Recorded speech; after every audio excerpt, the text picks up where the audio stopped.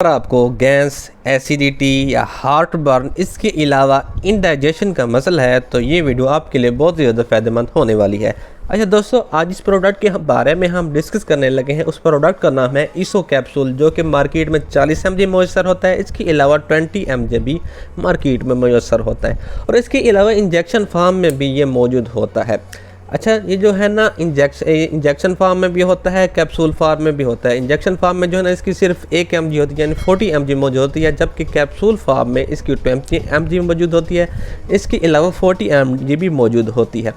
ये जो प्रोडक्ट है ना, शाइगान कंपनी का प्रोडक्ट है। इसमें जो है ना इसोमेप्राजोल मौजूद होता है, जो कि ओमेप्राजोल से एडवांस फार्मूला है।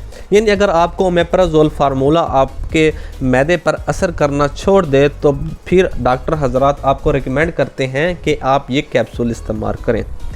ये जो कैप्सूल है ना एंटी अल्सर कैप्सूल है, यानी कि अगर आपको मैदे में अगर आपके कोई अल्सर हुआ हुआ है या इंटेस्टाइन में कोई अल्सर है तो उसको ठीक करने के लिए कैप्सूल इस्तेमाल किया जाता है। ये जो कैप्सूल है ना एसिडिटी, हार्ट बर्न, अगर आपको तेज़ाबियत वगैरह है, आपका मैदे का हाजमा ठीक नहीं है या आप कोई टाइमिंग डिस्टर्ब होने की वजह से आपके मैदे में हर वक्त जलन रहती है, आपके इसोफेगस में जलन रहती है और आपके मैदा यानी डिस्टर्ब रहता है, तो ये कैप्सूल आपके लिए बहुत ही ज़्यादा फ़ायदेमंद है।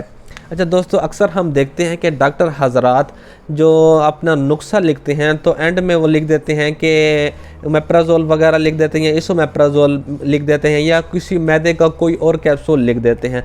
तो ये कैप्सूल जो है ना, अगर आप ज़्यादा दवाएँ इस्तेमाल कर रहे हैं तो इस कैप्सूल को लाजमी इस्तेमाल करें, क्योंकि ज़्यादा अद्वियात लेने की वजह से हमारे मैदे में अल्सर वगैरह हो जाता है, जिसकी वजह से हमारे मैदा जो है ना बहुत ही ज़्यादा डिस्टर्ब होता है।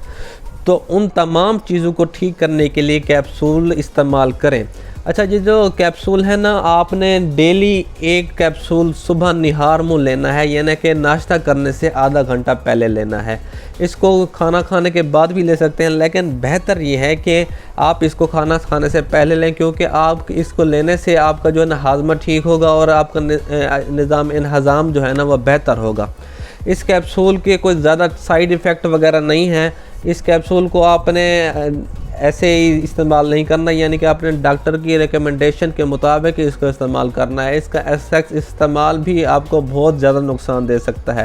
ये कैप्सूल है ना, खुराक की नाली में जलन, एसिडिटी, जैसे मैंने आपको पहले बताया, तेज़ाबियत, बदहाजमा और तमाम किस्म की मैदे की जो बीमारी हैं उनको ठीक करने के लिए बहुत ही ज़्यादा इफ़ेक्टिव है।